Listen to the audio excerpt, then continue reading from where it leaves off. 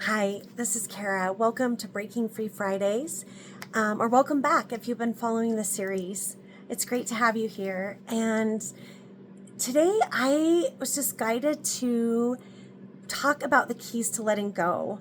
Letting go can be such a challenge, and I want to share some things that can make it easier. So one of the things that I wanted to start with has to do with just understanding some of the concepts around letting go and why it can feel like something that's so challenging at times. Even though it may be something that we realize that we want to do, and yet we find ourselves challenged in actually achieving it or realizing it. So, one of the things that letting go can actually, and the challenge around letting go can come from, is actually as a result of unhealthy attachment.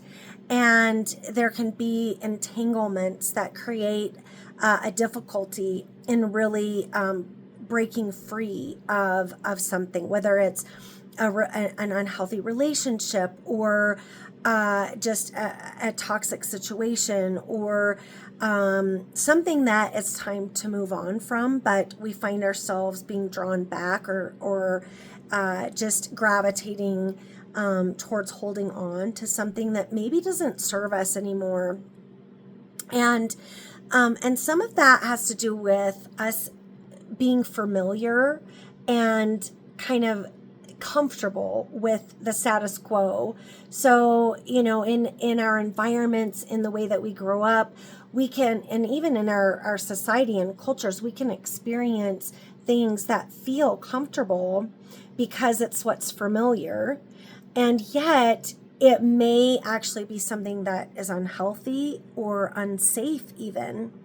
But because it's something that our system is accustomed to, it's something that we kind of land in, and it can take some evolution and progress. It can take some change in thinking and patterns of behavior to make those shifts. The other thing that's important to realize is that oftentimes we think of letting go as something that is just a loss, something that maybe we give meaning of being bad, like we don't want to let something go because it means change, and sometimes there can be resistance to change.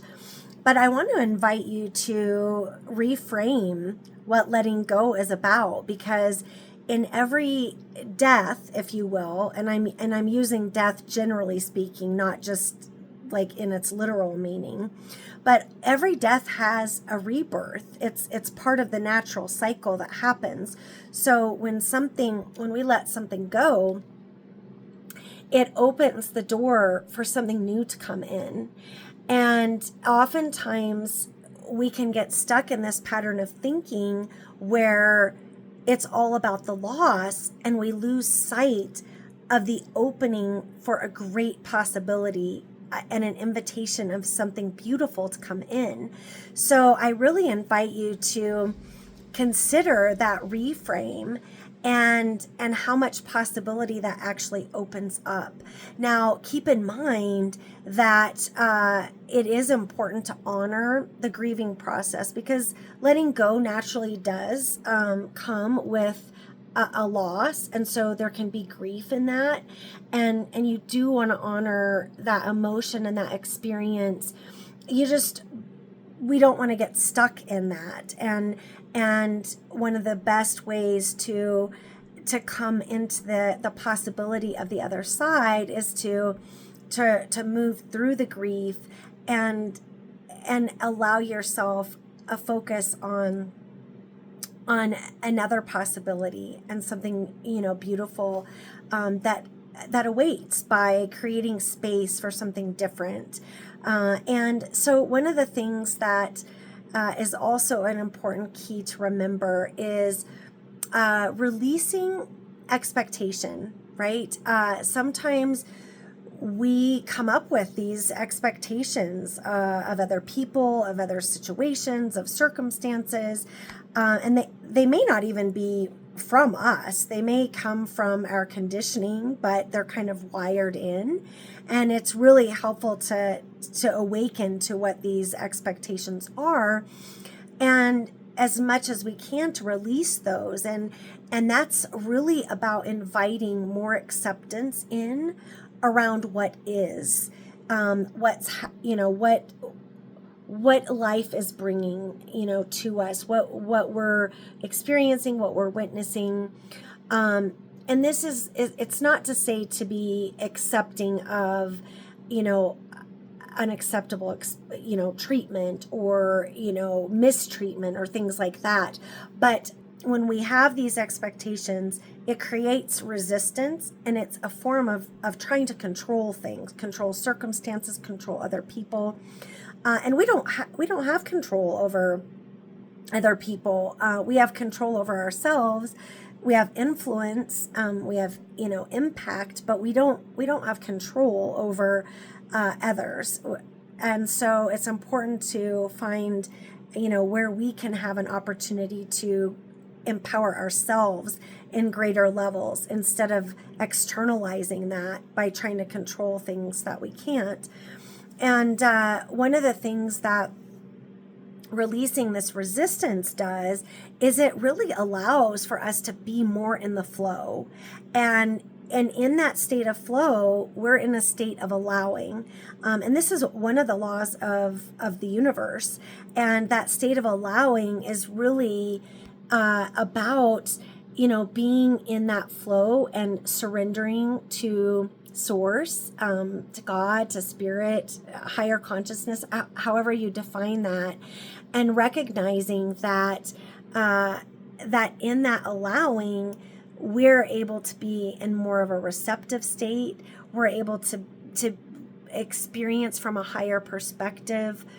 It's releasing control over things, over people, over outcomes. And that actually invites a greater level of peace into our life. So some of the things that can help as far as other keys to letting go that are really important to keep in mind, a lot of it comes back to self-care and self-nurturing, that relationship with self, building your self-love, because the more that we are centered in our own relationship with ourselves, the more that we are basically standing in life and experiencing life from a place of internal fulfillment and fullness, if you will.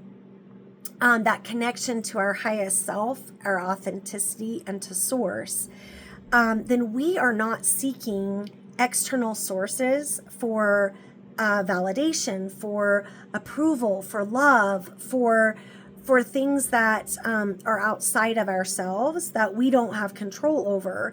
And when we are seeking externally for those kinds of things, whether it's through a relationship, a significant other, or even in a work environment, or a circumstance or something like that, it kind of sets us up for challenge, because we can be most fulfilled with our own internal sense of worthiness and love and connectedness. And that takes practice. We often have not been in environments that have encouraged relationship with self. And it is a relationship, and you are worth having a relationship with, and knowing who you are and yourself. And think of yourself as just a cherished person to get to know and to value and to spend time with and to nurture and to take care of, in terms of, your your physical well-being, your emotional well-being, your mental well-being, your spiritual well-being. The more you fill your own cup in those kinds of ways, the easier it is to move through life in that place of allowing and letting go when it makes sense. And even though there might be a sense of loss and some grief in a letting go, whether it's somebody special that has actually passed on, or if it's, a relationship that has come to an end, it allows you to be in a place where you can honor what was, and like the memory, and then you can move into a place of really embracing the opportunity that comes forward, not just for you, but for the other person, and where that possibility lies, and those next steps. Another piece, this may sound a little bit out there, but it is so interesting. So, decluttering. There is an energetic connection to decluttering that it almost feels like a magical opportunity for helping release and let go.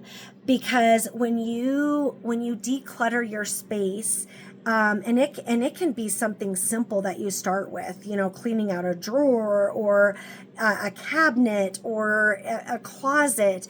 And it's really great if you do that with an intention, a beautiful intention of, I am decluttering this space for the highest good of myself and my growth, and what is best for the next step in my life, and open to the possibilities of amazing things that are manifesting, so something like that, whatever you feel drawn to.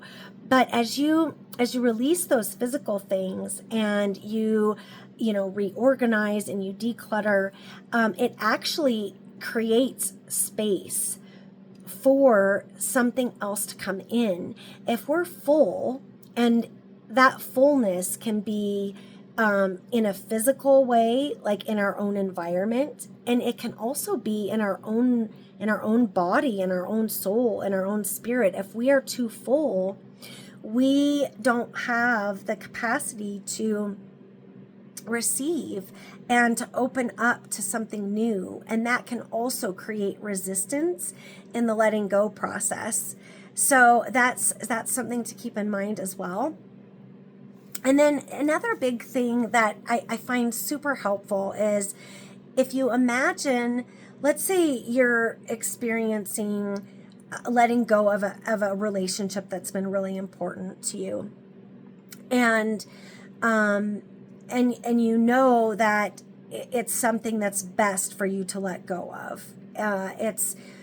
It's time. It's not a healthy connection. For whatever reason, but you feel like you're holding on and there's a grip there, right?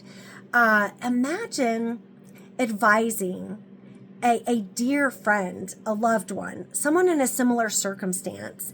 And sometimes we can get so much clarity out of how we would actually advise someone else, because oftentimes we honor others more than we honor our own self, and what's good, and we honor what would be good and nourishing and best for somebody else, when we might diminish what might be best for us because of those entanglements. It can get tricky.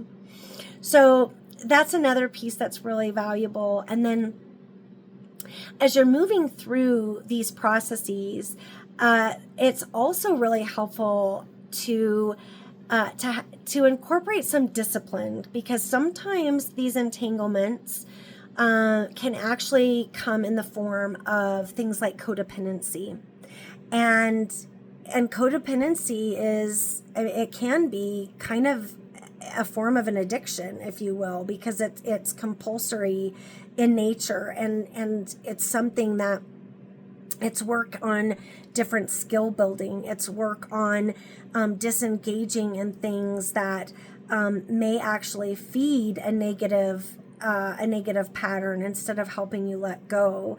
And so that's another piece that can be important. And there's so many opportunities here. So I invite you to look at ways that might help you most, based on some of what I've shared today. And there's lots of other tools and opportunities around letting go. But hopefully this has given you a great leg up.